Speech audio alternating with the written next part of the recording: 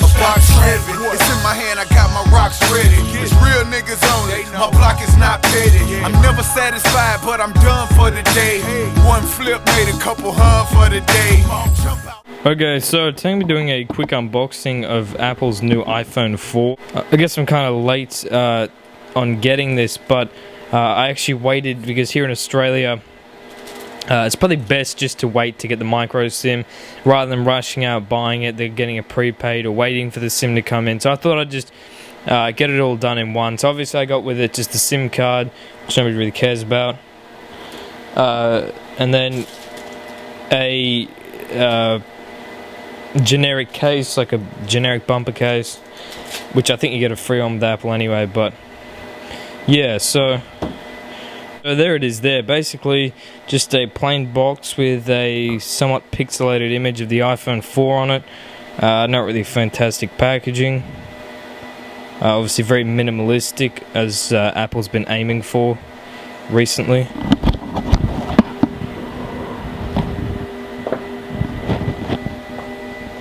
So there it is there, wrapped in plastic. Looks quite nice. Feels really nice. Feels quite sturdy. I'll put that aside. So obviously in here you just get your instructions, which I'm guessing it's just going to say fingertips, so nobody really wants to see that. You get your charger, headphones, and your USB syncing cable. And then obviously the main thing here, the phone.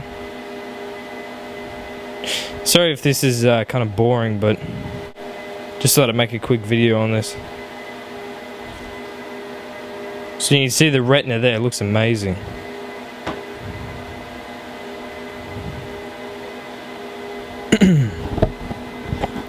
Now first boot always takes longer. Now it's going to ask me straight away to connect to iTunes, as it always does. So I'll give you a quick tour around the phone here.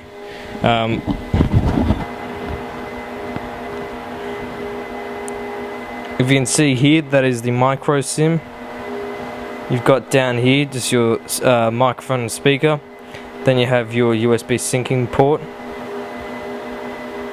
And along here, you just have your volume buttons, and then obviously your silent switch here.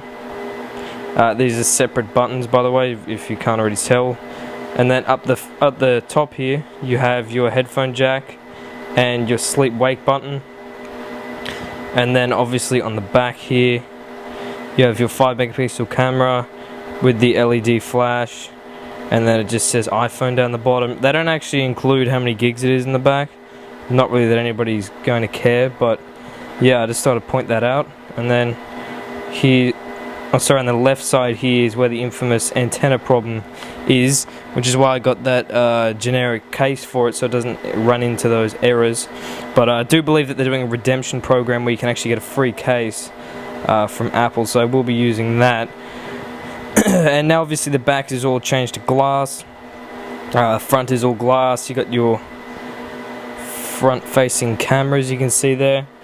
It all looks pretty flush. The screen looks pretty flush around the bezel here, so you can't really notice that there's a change from the bezel to the screen.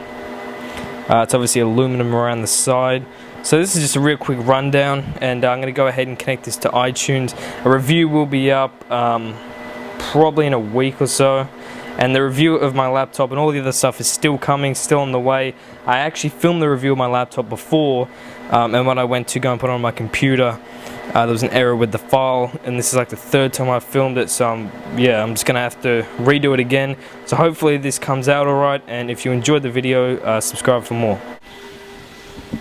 Okay, so just to give everybody a quick overview, basically this is the home screen that everybody's used to. Obviously with the Retina display, everything looks a lot clearer. If I go onto a web page here, you can see, I'll zoom in on the text. So you can see the text is just so much clearer now versus the predecessor iPhones, as you can see here.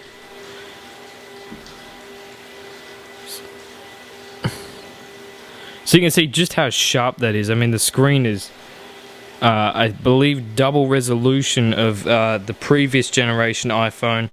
And then obviously you just got your standard applications on the iPhone, that being camera, photos, calendar, messages, you know, all the standard stuff. And then you got a folder here of utilities.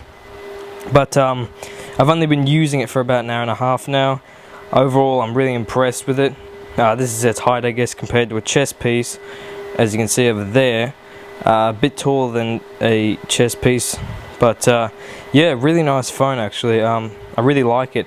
I'm going to be putting up a test video of it after this video, so stay tuned for that, and hopefully you enjoyed the video and subscribe for more.